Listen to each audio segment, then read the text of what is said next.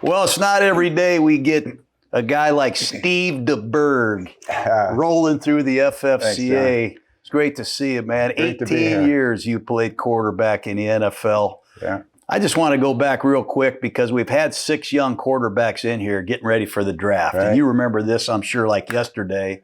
But you're at Fullerton Junior College. You transfer to San Jose. You're the offensive player of the year, and you get drafted in the 10th round. You go to the Dallas Cowboys. Just a quick recollection on the excitement, the nervousness, what that feeling was going to Dallas as a young kid out of San Jose. So that was the year that they draft Tony Dorsett, number 1, and then traded up to get Tony Dorsett, number 1 in the draft. So they wanted a young quarterback. So at that time, Roger was about late 30s. And so they wanted somebody young. And so they thought this quarterback from Las Vegas, Glenn Carano, was the best quarterback in college. And so they thought he would go in the first round, and he didn't. So they traded up to pick him the first pick in the second round. And then they picked me in the 10th. And so we're going to the very first mini camp, and the first time I'm going to go to Dallas and the whole thing. So, I flew to Houston and had a Houston to Dallas connection, and Glenn Carano is on the plane in first class. I went back anyway. And so I look at him and I'm like, that's what an NFL quarterback looks like, and I mean, he was, cut, he just looked like a specimen. And so I 100%, I was so intimidated. The first time we go out on the field, we're playing catch together. And he's got a receiver that I'm throwing to, and I got a receiver he's throwing to, and we are eyeballing each other hard. And I'm watching him throw, and I'm going, what the hell? He can't throw. And I'm going, and I'm watching his eyes go, holy crap, that guy can throw fireballs. One thing you could always do, I mean, I watched you. My dad was with the Bucks when you were there. I know. The one thing you could always do is spin it, man. Yeah. You threw the most beautiful spiral. Hold that ball. What was your grip? What was the key to throwing a great spiral? Exactly. Well, number 1, big hands. So most of the quarterbacks that can do it really well and do it in bad weather have big hands. Mm-hmm. And then I learned that my grip to find like I would just go like this when I was young, and all I would do is put this finger on this notch, and then put my hand on the ball. And so what there was 2 key things to help it spin better is that because I could grab onto this seam and this seam, I could get more torque than somebody. So we were playing when I was with in '93 when I was with the Dolphins on this famous game, Thursday night game, the Leon Lett game, where it snowed, right? And we're warming up, and I was starting, and I look over at Troy Aikman, and I looked at his grip, and this he put the seams in his palm, and I thought, that's crazy. He's not going to be able to throw today. He could throw, and we Leon Lett helped us win, but anyway, I was shocked that he would have the seams in his palm. And a lot of people, they put their pinky on the palm. So your grip, was it your follow through that made the ball spin so fast? I mean, yeah, a lot, yeah, it was, it's. I don't know. It was just natural, to be honest. Let me fast forward through this career here, because a lot of people know Steve DeBerg. These young guys are always on. They know today's players. They don't know. They don't know Tekman ball. I brought Tim Brown in to talk to the Raider receivers one day. We had some of the receivers didn't know who Tim Brown was. But, you go to the 49ers. They sign you after you get released by Dallas. Right. Bill Walsh, West Coast offense. You're the first quarterback that played for Bill Walsh, really, as he implemented his West Coast offense. That's right. Just a quick summary of what made that offense so special. It was his ability to teach plays that he invented. So I'm the starting quarterback, and I'm looking at these plays, and I would go, what in the hell is that? Yeah. You know, it's a different formation than we've ever done. He's drawn up these plays that were ever done in intricate detail. Mm-hmm. I mean, the drawings were like an artist. It was amazing, but his offensive line was a line. Yeah. He left that up to Bob McKittrick. It was a presentation, wasn't it? Oh my God. And so when he first put it up, I would be like, what in the world is that? And when he was done with that play, I would just go, wow, I have every answer for what every defense is going to do. You know, he would explain it in such detail. And then you go to the next one and you go, well, what's that play? Yeah. You know, and he just had the most unbelievable ability to explain a play in such detail that you knew it was going to work, too. You couldn't not remember it. He was a great salesman, wasn't he? I Yeah. mean, you knew the way he presented that play, that son of a bitch is going to work. You know who he reminds me of? You. Yeah, he's left-handed. Of all the coaches, you know, I had many coaches, and you remind me of Bill Walsh more than any coach that I ever, you know, met in my entire life. Well, that's the greatest Really? compliment I've ever been given. But let me ask you this, because they bring this young kid out of Notre Dame, who my dad coached. Yeah. Joe Montana comes in. Right. And what was it about Montana when you looked at him that made you think this kid was going to be something? There wasn't anything specific. It was intangibles. We were roommates. We were best friends. We competed at everything. Me, Joe, and Dwight Clark were the three musketeers. And, you know, when practice was over, you know, we go to a pub and have a beer, and we just play games, you know, just video games, any kind of game, pool, ping pong, whatever it was, we were competing. Mm-hmm. Joe just had things were intangible, and I knew he was going to be really good. But his rookie year, he didn't play at all. That year. So this is the influence of Bill Walsh and his ability to teach. And I was young. I broke the all-time NFL record for the most completions in 1 year in NFL history, Bill Walsh's first year, which is my third year in the league. Mm-hmm. And the year before, I was the worst quarterback in the NFL. Mm-hmm. That's how good Bill Walsh is.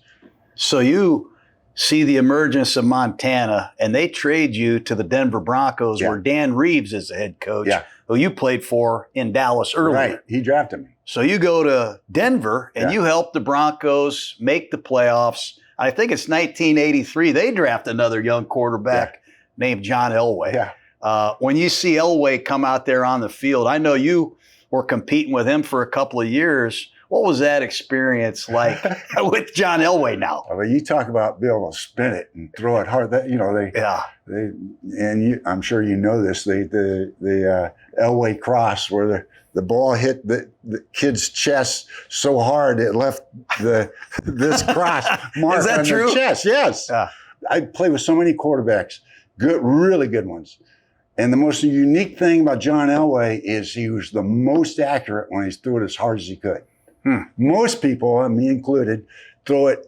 I take a little bit off for a little more accuracy, you know. And he was a unicorn. He was a one of a kind kind of person that the harder he threw it, the more accurate it was. And people hated to run a slant. Because it's even a shorter throw. Elway's rookie year, he struggled, you know, as all quarterbacks do. So they started John Elway's rookie year. They started him first regular season game. We played the Pittsburgh Steelers. In that game, I think he completed 5 passes, and I went in with about 3 minutes to go in the game, and they were ahead 10-0. We had a good defense, and then I scored, or we scored 2 touchdowns and won the game. And now it's the second game of his career was the Baltimore Colts, who drafted him, and he said, "Do not draft me. I will not play. I'll play baseball."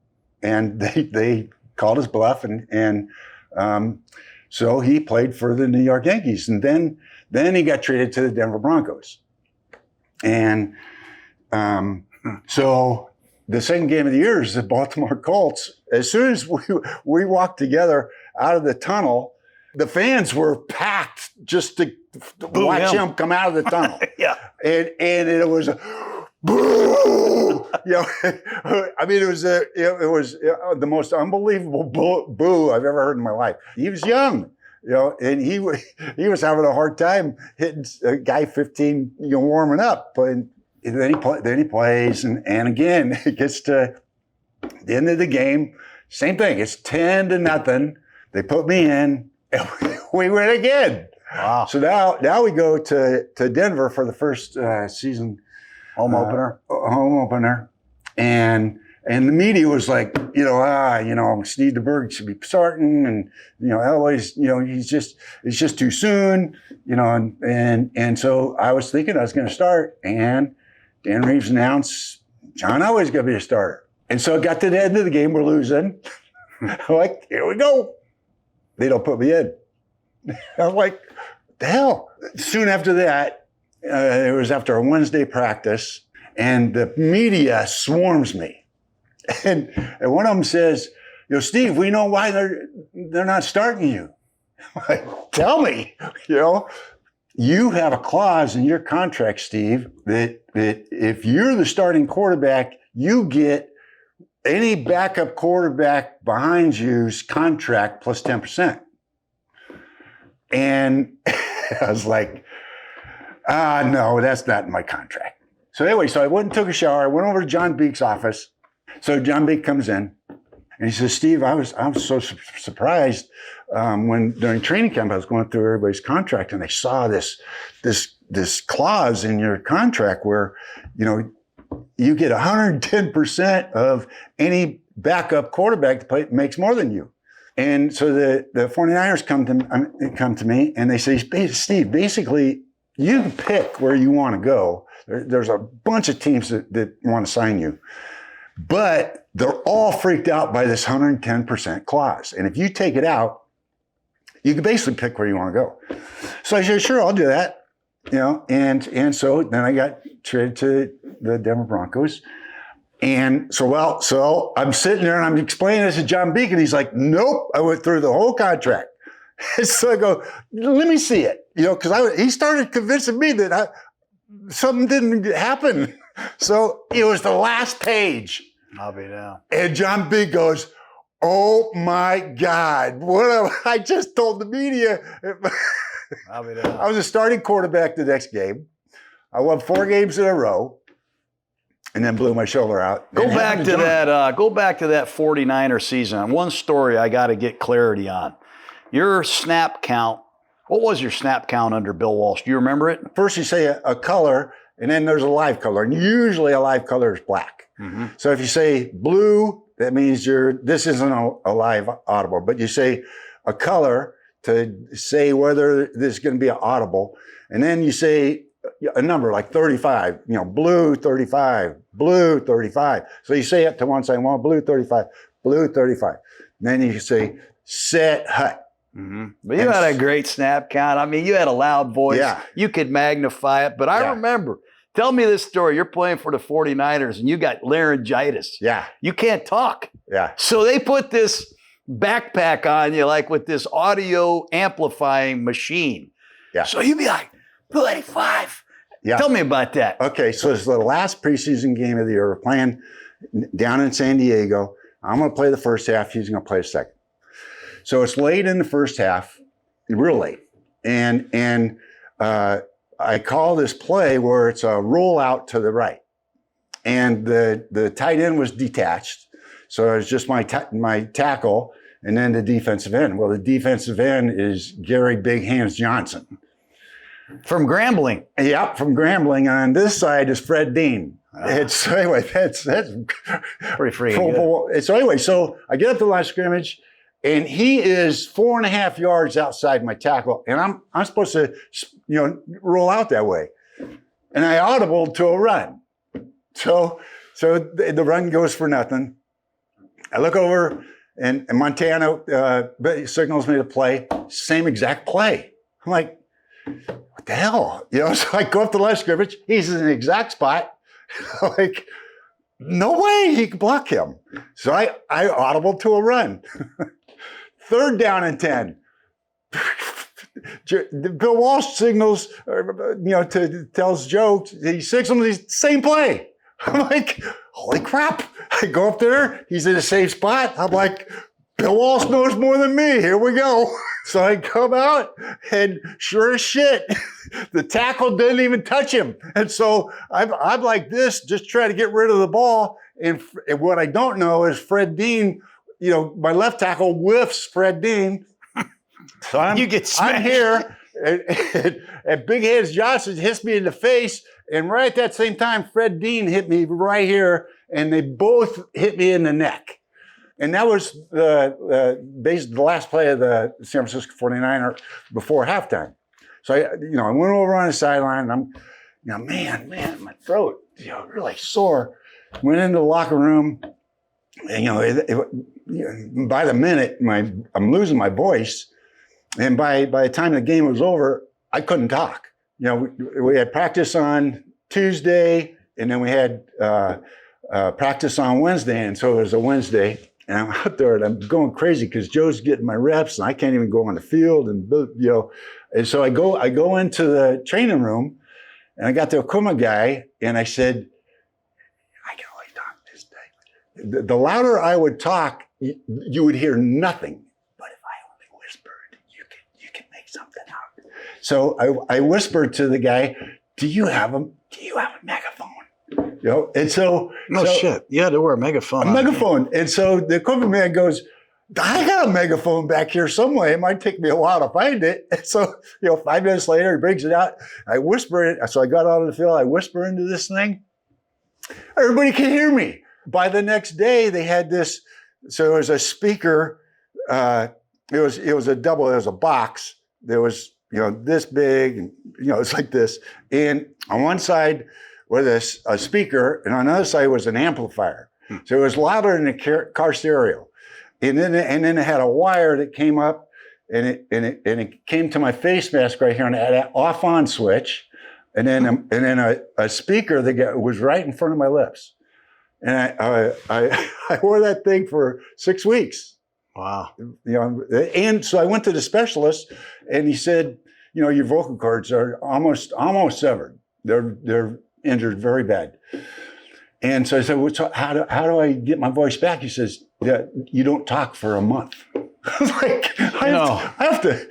You were one of the toughest sumbitches I ever saw play. I mean, you might have been crazy too. Remember when you were playing for Kansas City, you got that broken hand? Yeah. Tell me about that. How did you play with that thing?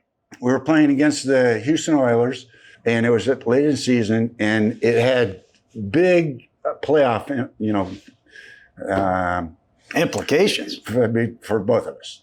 It gets into the third quarter, and I go up to the line of scrimmage, and it's an all-out blitz. And so I audible to an all-out pass protection. And so snap the ball, and so I'm going to, I go back 5 steps, and it, you feel the pressure as a quarterback. So I get it up, and then I got blasted from 2 sides again, and so I get up, and the referee runs over to me and he goes, Steve, you got to go out of the game. I go, no, I got up in time. This is my 17th year in the league.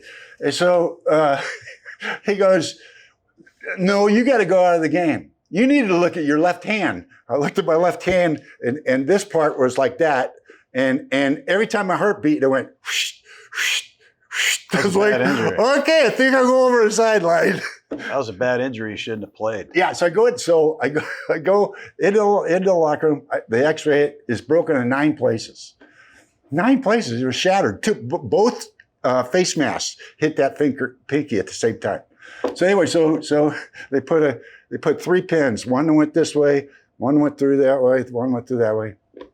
So before they did surgery, just still in the game, in the locker room when they X-rayed it, and so they put a popsicle stick and then taped it. They saw me sitting, I was ready to go out on the field, and they saw me start looking for my helmet, and they go, "No, Steve, you cannot play." And I'm like, I know. And so then I saw one of them just start to go for my helmet, and so I took off and grabbed it. And then the whole staff starts running to try and grab my shirt. And so I run down the hallway. I'm on a sprint when I get to the field, and the stands go, "He's okay!" They exploded. So I go over to the sideline. I go to Marty, and all the medical staff is chasing me, and I go over to Marty Schottenheimer, and I go, "Marty, I think I could play." And then the doctors go, no, they're all yelling, he can't play, his finger's shattered. So I took one snap, and I couldn't believe he took it. Cannot do that. You go a shotgun. It took me about 5 minutes. Yep. So then I said, do some shotguns. And so I could basically catch it and kind of trap it. I go to Schottenheimer, and the doctors see me go there, and I go, "Coach, I could play, but I can only go shotgun." And just then the doctors all go, "No, Marty, he can't go in." And he looks me in the eye and he goes, "Steve, could you play?" I go, "Yes, sir." He goes, "You're in." That's awesome, man. Yeah. Every quarterback, at least the ones I've studied and watched over the years, I kind of associate them with this or that. When I think of Steve DeBerg, I can still remember my dad working for the Bucks, you coming in town, spinning that rock, man, and driving around in that orange truck, listening to Led Zeppelin. You remember those days? Yeah. I mean, you had the loudest stereo. But you were the best ball-handling quarterback of all time that I'd ever seen come up the road. And I heard that Peyton Manning looked you up to learn how you faked the ball to the running back. Yeah. The running play and the play action, they looked exactly the same. Maybe just stand up, give me 1 or 2 coaching points that a young quarterback can learn about ball handling. All right. Well, number one, the quarterback's job during a running play is to get the ball to the running back as soon and as deep as possible. Bill Walsh taught the two-handed play fake, and the two-handed play fake went like this, and then you would, and he would explain it like this. You would make this ball go like right down your arm, and then like this, and then you show him an empty hand. That was how Bill Walsh did it, but nobody, including myself, you can't reach the ball, as far with 2 hands on it. When you take a hand off and you can turn your shoulders, you can get another 1.5 feet at least. So that's how you hand off. Everybody does that. And then the other thing is you're showing this hand. So I was like, now I got into magic when I was with 49ers. Sam Weiss was a magician. Coach. He was a magician, and he got me into magic. And I would hide coins, and I started, in my mind, I started thinking, how do you make the ball disappear? You're a crazy son of a bitch. So you would do it by making it look, first of all, exactly like a handoff is. And when you actually go and reach this far. So you're really showing, I remember you would be chasing the ball back to the back like this. Yep. As soon as I got the ball, I was reaching. Mm-hmm. And the other thing about that is I never had a fumble, because the advantage of doing that is you're a running back, you're trying to read the play. If you see that ball stuck out, you don't have to even look at it. It's in your peripheral vision. You never take your eyes off of it. If you're like this and the quarterback has it in his belly, you're like, give me the ball, Exactly. And you take his eyes off. So anyway, so when you get that extension, advantage to the running back and the fake. So it goes here. And then because you reach so far, you can ride him to here and then pull it. And if you do it later, you got to ride them to here. Now they can see the ball, come back in. So you would stick it in his chest and ride him? Yep. Let me see. Yeah, it'd go just like that, right? Right there, and then pop. And I would on practice, I would go like this. When the defense was working, I was over here doing this. You know, I love you, man. fast as you can, man. You know, and I got really good at it. Last thing, if there's one route, one passing pattern that is in the DeBerg wheelhouse, what route would that be? What pass was your favorite one to throw? The go route. That's ball. every quarterback's. You know? Yeah. I used to love. I mean, that's just the highlight. Where are you like with the back shoulder fade? You know how everybody's throwing the back shoulder ball? That wasn't as prevalent back when you played. It was a mistake. Yeah, I mean, you got Jerry Rice, you got these guys running go balls, and the corner's way over the top. Yeah. We're still trying to throw the go ball in there. Yeah. Instead of, hey, throw it on the back shoulder. Yeah. What was the key, maybe one or two key coaching points in throwing a perfect deep ball? Well, other than having a great deep ball receiver. In modern time, it's that you're not throwing it to the receiver. You're throwing it away from the defender. And if the receiver's getting the edge, then you're throwing it. Just depends on how much that transition happens. If it expands fast, you throw it 7 yards past the DB. If it's tight, you throw it 6 inches out of the guy's reach.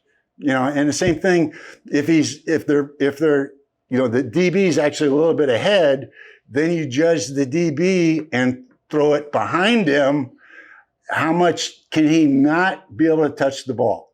And then it's your receiver's job just to react to the ball because he's got better vision on it, and so he can. But that's modern football, you know. And, love you, brother. Right, Thanks for joining me down here. That was great. Yeah, that was cool. That was something. Well, Bobby, it's time to announce the $1,000 winner of the Running Back Challenge.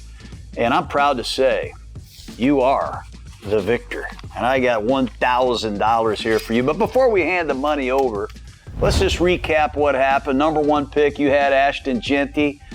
I mean, you got to admit, Charlie came through with Hampton and Judkins. You had to be a little bit nervous. But you get Travion Henderson. Okay, and then I pick a sleeper, R.J. Harvey, who comes in the top 5. I mean, I'm not going to brag, but credit is due here. But obviously, he got Caleb Johnson, and you really came in strong with the Cam Scadaboo pick, and the ETN wasn't he your sleeper? Yes, sir. That really won you the match. But any comments on how the top 10 backs came off?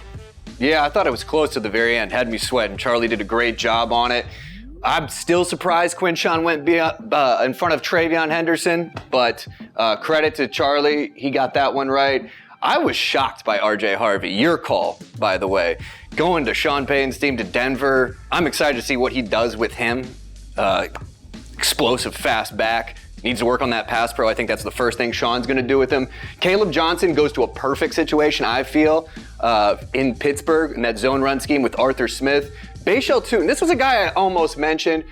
My concern was him. He had 9 fumbles in the past 2 seasons. That's a concern for me. Cam Scadaboo. I think the Giants really got a steal with him. I'm going to love to see what Cam Scadaboo does with Tyrone Tracy Jr. as a 1-2 lightning and thunder punch.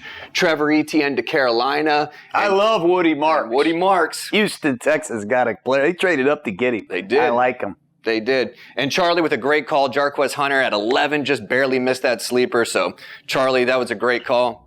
I'm very fortunate. Fortunate to be in this situation and fortunate to be on top. I'll now be taking questions. Bobby. In the back. Go ahead. So now that you've defeated Charlie, does this make you the most accurate drafter in the world? As Raheem Morris once said, stats are for losers. I don't care about accuracy or anything like that. We care about championships around here, and that's what we're going to continue to do, okay? We can get into this, who's the best of the past first few rounds, da-da-da-da-da. We win here. We win. Bobby. Yes. Now that you've conquered the draft, where do you see yourself going from here? A lot of offers coming in, a lot of schools calling, a lot of teams, professional teams calling, NFL Network, ESPN, Barstool, all of them. I don't know. I might go on a flight with Katy Perry soon to the moon. might bartend the rest of my life. We're figuring it out one step at a time. We trust the process. Anything else? Bobby, get over here and take a seat, will you please?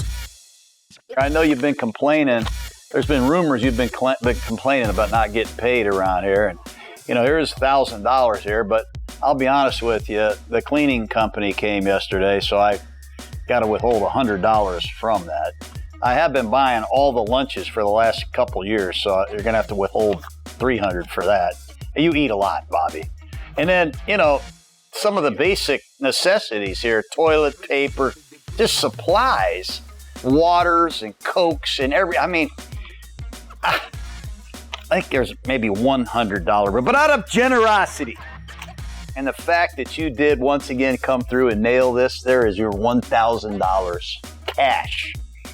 But because it's on video, you should probably call your tax person and declare that as earnable income. Congratulations, my friend. Thank you, sir. Now, let's have a celebration. Woo!